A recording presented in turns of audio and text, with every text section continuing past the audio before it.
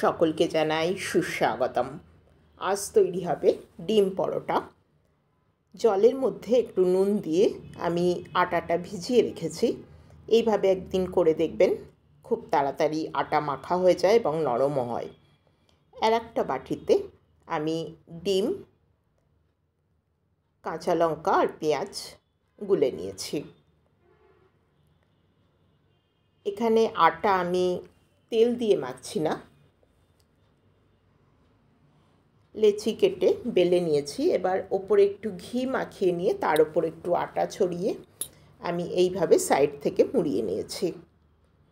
এতে পরত খুব ভালো আসে, নরমও হয়। এইভাবে একদিন করে দেখবেন, আশা করি ভীষণ সফট হবে পরোটাগুলো এবং খেতেও ভালো লাগবে।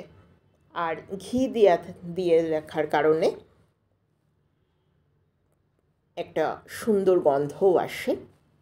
এবার আমি পরোটাটা বেলে নিয়ে ডিমে গোলায় চুবিয়ে নিলাম। তাওয়া আগে গরম করে তেল ব্রাশ করে নিয়েছি। আমি ছাঁকা তেলে ভাজছি না পরোটা, এইভাবে সেঁকে নিচ্ছি। এক পিঠ হয়ে গেলে উল্টে দেবেন। একটু টাইম দিয়ে ভালোভাবে পরোটাটা সেঁকে নামিয়ে নিতে হবে। প্রথমত আটার তৈরি, দ্বিতীয়ত সেঁকে নেওয়া পরোটা হেলদি এবং টেস্টি দুটোই হবে।